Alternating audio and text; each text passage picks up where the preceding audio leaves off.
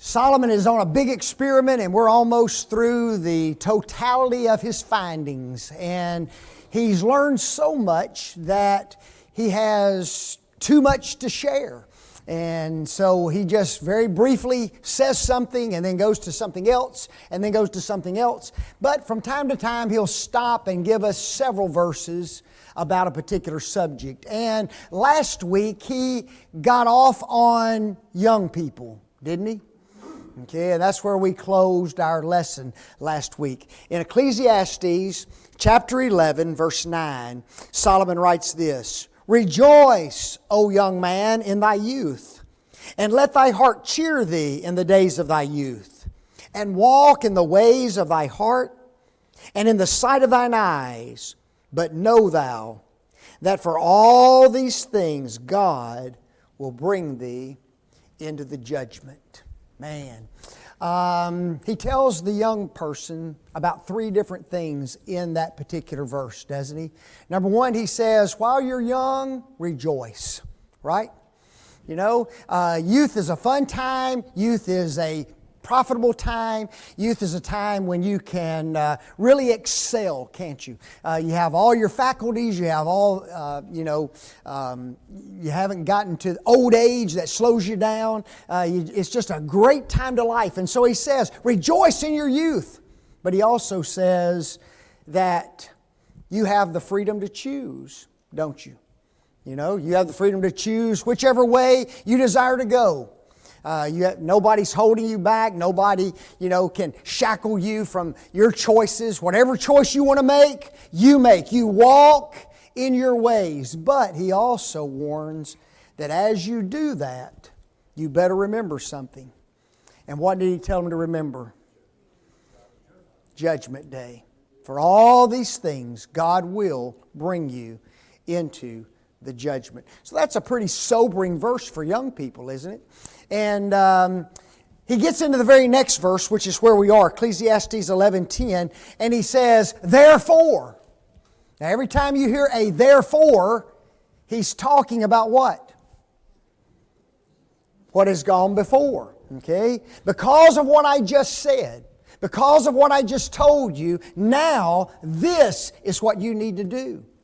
Therefore, remove sorrow from thy heart, and put away evil from thy flesh. For childhood and youth are what? Are vanity. Wow. Notice he tells the young person to do two things, does he not? Number one, he says, remove what? Sorrow from your heart. Now, that verse seems weird, doesn't he? Because he just told the youth in the previous verse to do what? To rejoice, right? So why would he now turn right? He said, now based on what I just told you, now you need to remove sorrow from your heart. What in the world is he talking about? Huh? Regret? Anybody else? Y'all are supposed to study before you get in here. Okay. Yes, sir. One thing is, in remove sorrow, is feeling bad for what you don't have and feeling bad for what you've done. Okay. And so he's telling you to remove that. Don't be jealous of someone else. Don't feel bad for what you have done, but rather concentrate what you can do. Okay. Remove sorrow from your heart. I'm going to ask a crazy question. Do young people do stupid things? Okay. You know? Now, all old folks laugh because they know they was one.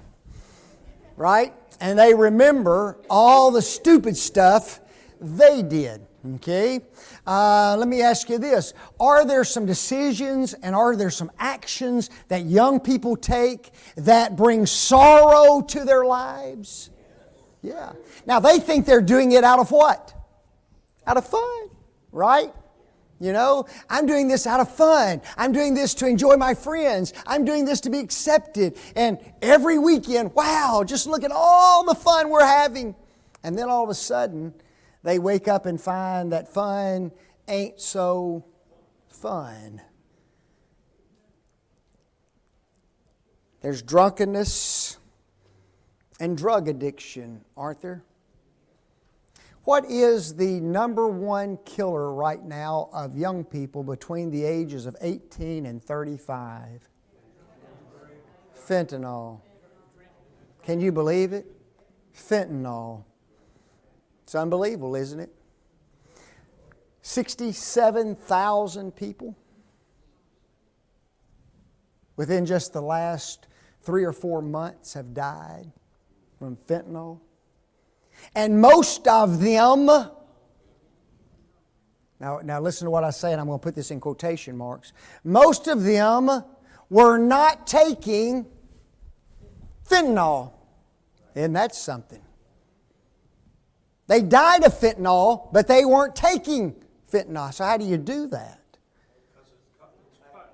Because it was something else they had was either laced with it, or it was disguised as what they thought they were taking, Xanax or whatever it might be. Okay? Now, you know, you're out partying, you're out having a good time, you've taken some of these drugs before, and things are wonderful, and I felt great, we had a good time, and then all of a sudden, you take the one that lands you in the hospital, or you take the one that lands you in the morgue, and guess what? Life isn't so fun anymore. Oh yeah, we had a blast drinking. We had a blast going to all the bars. We had a blast being just slop-slinging drunk that we don't even remember what happened. And then all of a sudden somebody tells you what happened. Right? And there is no more car for you to drive. There is a life that you have taken. You are now addicted to drugs and alcohol. Folks, all of those things bring what to life? Sorrow to life. Now remember, he told the young people, you are free to what? You are free to choose whatever you want to do. And like we said at the outset, young people oftentimes do some crazy stuff, don't they? It's unbelievable. Time that is wasted can never be recovered. You know that? Time that is wasted can never be recovered. It doesn't matter whether it's a year, 3 years, 5 years, 10 years, whatever time we waste, we can never what? We can never get it back. Could that cause you great sorrow? Oh yeah. Jack? I had a cousin years and years ago. He got to be on with speed, you know, and it was due to he was getting on the rodeo circuit, you know what I'm saying, and driving and staying up and all that. Anyway, he got on it real bad, and he got put in the hospital. And Dad was telling me the story. So his brother asked Dad to come visit him in the hospital. It was kind of intriguing. Dad walked in there, and the first question he asked him, he said, has people here from church come up here and visit you? Yeah, they have. They come in here. They prayed for me and everything like that. He said, can I ask you another question? He goes, what? He said, has the drug dealer been in here to see you? The answer was no. He said, then maybe you might want to change the way you're doing things. And he immediately changed and went, you know. He got over his addiction? Wow. Yeah. Well, they don't need you anymore. You know, you're just a tool for them. That's right. Absolutely. How about this one? Missed opportunities that will never be available again. Okay. Like I told you, I mentioned a young man that I grew up with in high school, and he got accepted to a military academy, and he was a drunkard. Okay. I mean, he was just as drunk as he could be when he left, and he got kicked out a military academy. Went to Christian Brothers College in Memphis, got kicked out of that because of alcohol. Went to Memphis State University, got put on probation at Memphis State University. Now think about that. He could have had a military academy degree, and he graduated with a degree from Memphis State, the very degree that I got. Ain't that something? I didn't have, military academy offered to me, and he missed that opportunity. And as you get to be an adult, you look back and you say, wow, what I missed and what I could have had. And there's what there? There's sorrow, isn't there, because of that. How about this one? Have there been individuals who have injured their bodies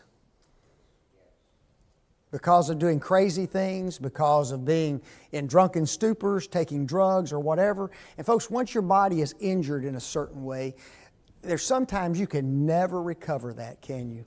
And you'll be injured for the rest of your life, and you just have to deal with that. And there's sorrow attached to those things.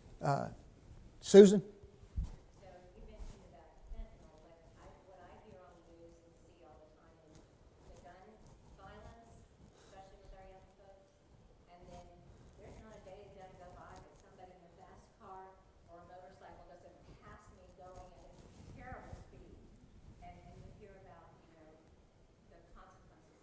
Oh yeah, I was just talking about the number one killer right now is fentanyl. But there's a ton of crazy things that individuals are involved in that are causing a lot of trouble. Marion?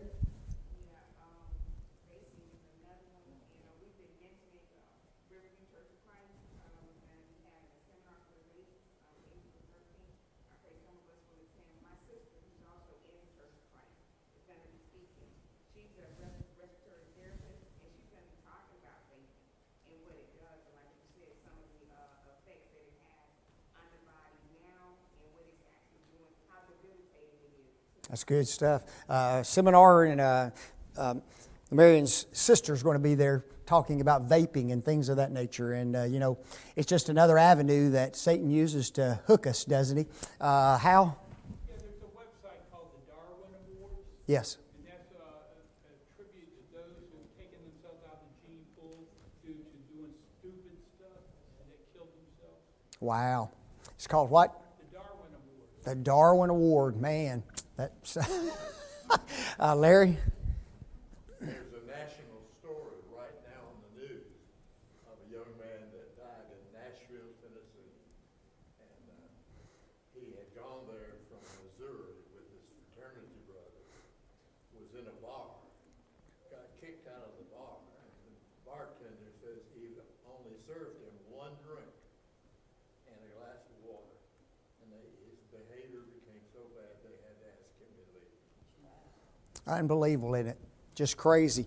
Now think about all of these things we're talking about are things that bring what to your life? Sorrow. So here's what Solomon is counseling this young person. He says, yes, you can act any way you want to. You can do whatever you want to do. Number one, but you need to remember God's going to bring you into judgment. And if you really are focused on that, and if you really believe that, guess what you will do? You will remove sorrow from your life. You won't do what? You won't do all these crazy things that mess up the lives of young people. Okay? And we need to teach young people early, don't we? That, guys, you're making some huge decisions for your life. And you need to be careful because a lot of the decisions that you make can bring sorrow, can't they? There's been a lot of young ladies who have lost their whole teenage years due to pregnancy. You've got to grow up real quick once you become pregnant and you have to have a baby. And especially if you have a baby out of wedlock. That's it's just a tough situation, isn't it? And it can bring a lot of sorrow and a lot of difficulty. And so Solomon says, remove the sorrow. And you can do that by making a choice before you do the thing that will bring the sorrow, right? If I never drink alcohol, if I never take drugs, if I never do something crazy and stupid, I'm going to eliminate a lot of what in my life? A lot of sorrow from my life. Can you bring a lot of sorrow into your life by the choice of friends that you make? Oh, yeah. So this counsel about removing sorrow is big and broad that Solomon is giving us. You make certain you make good decisions about your life to bring you happiness and not what? And not sorrow. See, we may mention this morning that in our lesson, God wants us to have a good life, doesn't He? God didn't create us to have a bad life. God didn't put us on earth so that you and I would just be miserable creatures. He wants us to live a full, abundant life. But we don't always do that because of the choices and the decisions and the actions in which we are engaged. And so Solomon is saying, hey, remove sorrow from your life. You know, don't involve yourself in those things that are going to fill your life with a bunch of sorrow. That's crazy, isn't it? And it's a wise thing for a young person. Jeannie? Some people consider the Christian life as a boring life because they believe there's so many restrictions, right? But, you know, Christians can have a lot of fun. You know, not only in the church, they can have fun elsewhere. Oh, absolutely. You know, it's funny, as a Christian, I've seen more of the world as a Christian than I have as a tourist. Okay? Does that make sense? You know? Sometimes I wouldn't have the money and I wouldn't have the funds to go some places and do some things that I've been able to do because I'm a minister, because you go on missionary trips and things, and you get to see a lot of stuff that you would have never seen otherwise. And so, yeah, there's, you know, it all depends on your outlook and your focus and what you desire. Okay? And who else had, Dutch? One thing I've been listening for that I haven't heard, and it's obvious because of our advanced ages, and that is respecting your parents. The way you were son. Hey, give me my stuff. I want to have fun. And I have fun with my friends. I lose my money. I have to go back on my knees. Yep.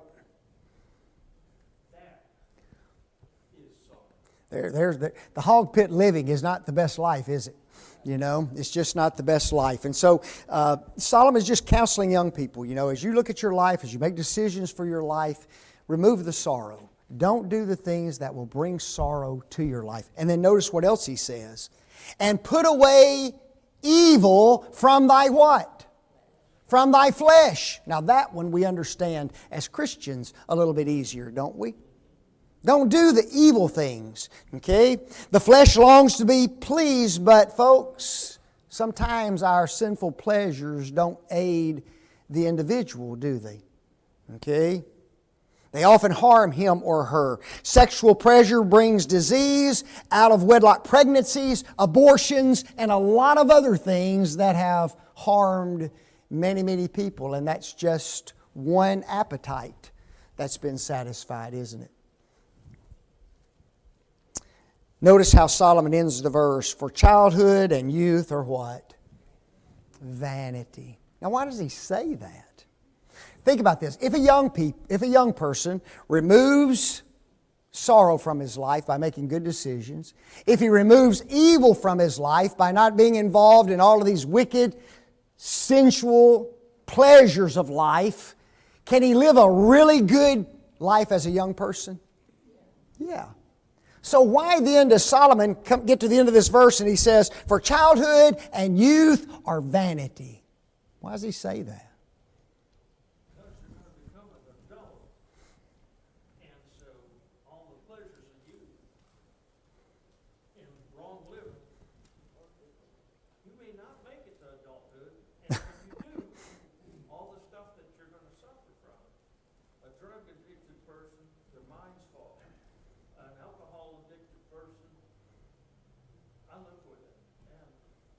It's tough, isn't it?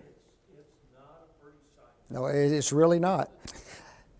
Solomon basically says it, though, because he knows many, many young people, in fact, the majority, don't follow his counsel and his advice.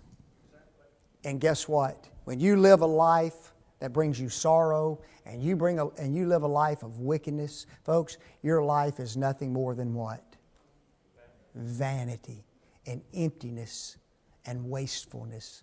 Don't waste your life. That's what he's counseling young people. Don't waste your life. Even those early years, don't waste your life. Now notice Ecclesiastes 12:1. He's still talking to young people, isn't he? Remember now thy Creator in the days of thy youth, while the evil days come not, nor the years draw nigh, when thou shalt say, I have no pleasure in them. Solomon doesn't hate youth. He doesn't despise youth. And he's not trying to say young people are bad. That's not what he's saying. He's just trying to counsel youth to have what? To have a good life. And one of the things that he counsels is this: remember now thy Creator when? In the days of thy youth. Wow. When God removes something from our life, He also replaces it with something. Doesn't He? Now, a while ago we said you remove what from your life? Bad decisions. Right? You remove all of this evil and you remove all this wickedness from your life. And guess what? You replace that with something. And who do you replace that with? God. Remember your Creator in the days of your youth. That's where your satisfaction will come from. That's where your prosperity will come from. That's where your happiness is going to come from. Not from those other things. Remember your Creator in the days of thy youth. Man. Turn over to Galatians for just a minute. Galatians 5. Paul talks about the works of the flesh in Galatians 5.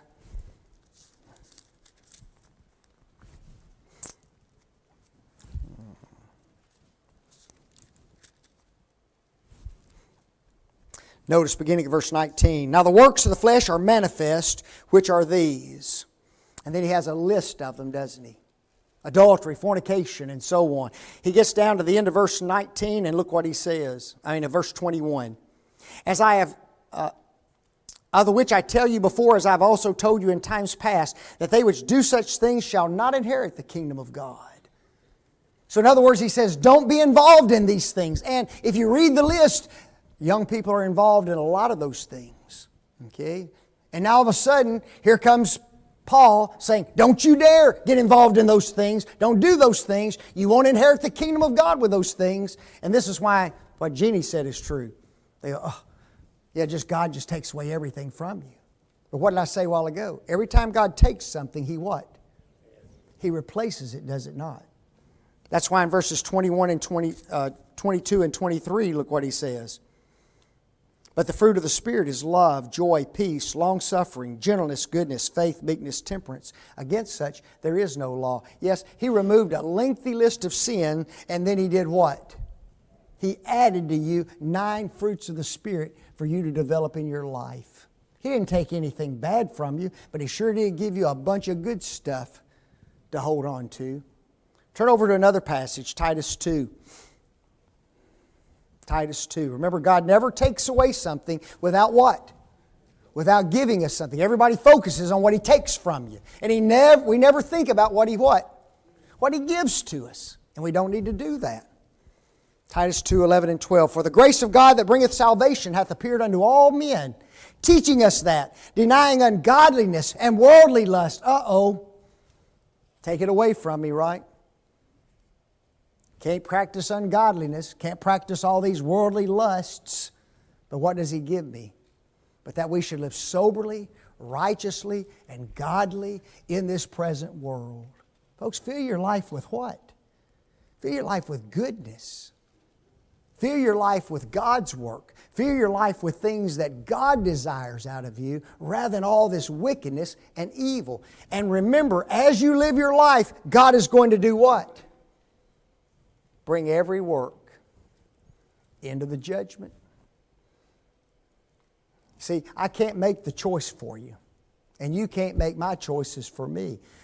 But regardless of what choice we make, we will face God in judgment over that, won't we? Man. Notice he says, remember now thy Creator when? In the days of thy youth. Now notice how he ends the verse. While the evil days come not, nor the years draw nigh, when thou shalt say, I have no pleasure in them. What is he saying? Serve God while you're young, because one of these days you're going to get old and it's going to hurt. That's what he says. Notice how he refers to old age, evil days. Days wherein I have no pleasure in them. You ever had a full day as an old person where you didn't feel good? Don't lie to me. Oh no, I feel good every day. No, you don't. Call you don't even pick up the phone. Okay? But I just feel wonderful. Okay? No, there's a lot of days old folks feel pretty rough. You know it? And guess what? Does your feeling bad and does your having to deal with old age hinder your service to God? Just be honest. Yeah. It's not something that God understands it, doesn't He? He's even telling us about it. He says that old age is what? It ain't the golden years, it's the days of what? Darkness, remember? These are hard times. That's why He counsels youth to do what? You remember God and you do God's work when? When you're young, because there's coming a day when you can't do it. You won't be able to do it. It'll be impossible to do it. And it happens, doesn't it? Jack? Don't you think Paul was telling Timothy that later on? Oh, absolutely. Even though he knew he was leaving, I think he was still telling him, Oh, yeah. You know, he wants Timothy to serve as much as he can and as faithful as he can to the end. I just put down, there are some benefits to serving God while a person is young, are they not? If a person begins to serve God in his youth, he has more days of service in God's kingdom. Isn't that true? Would you rather serve a year in the kingdom or 20 years in the kingdom? There's a big difference, isn't there? If a person begins to serve God in his youth, he has less days of service to the devil. I don't know about you. That sounds pretty good. I don't know. I don't think advancing the cause of the devil is something you need to put on your resume. Do you?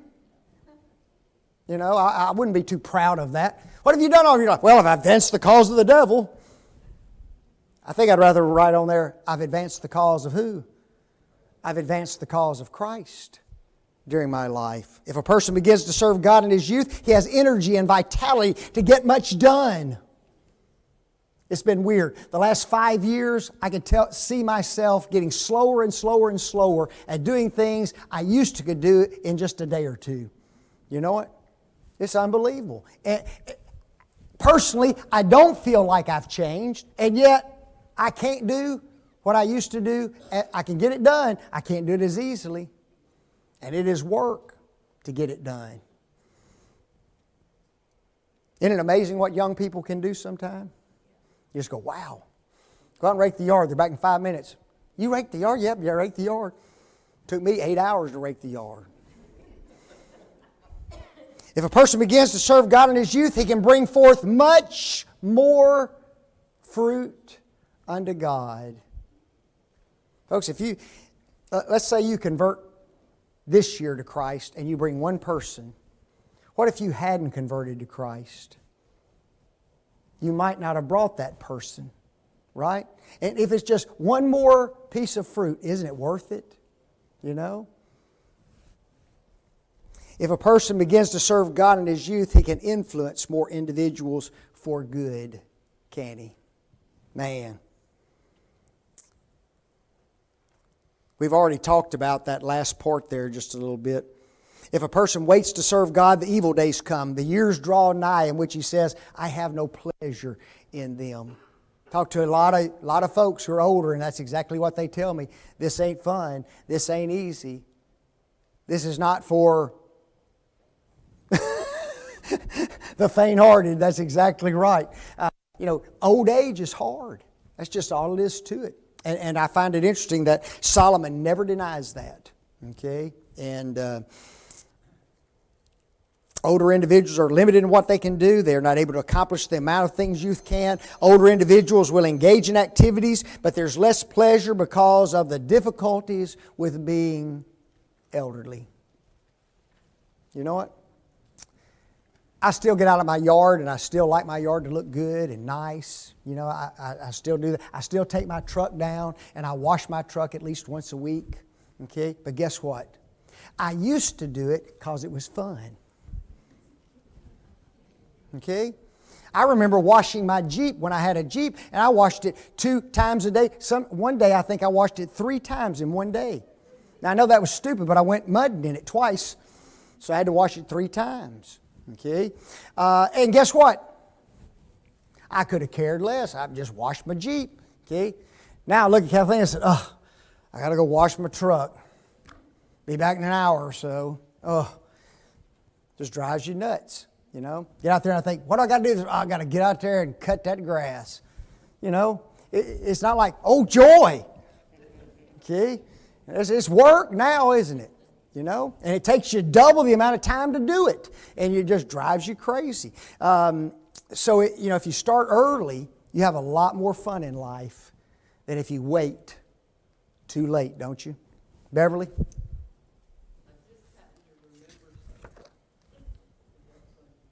Yes, it is. So let's talk quick so you don't forget. Yeah, we bought all this mulch for the yard. Well, somebody bought it for us. We paid for it. But this guy came out and did all our mulching for us. The yard looked so nice. And he paid for it and he picked it up. So this one didn't do anything.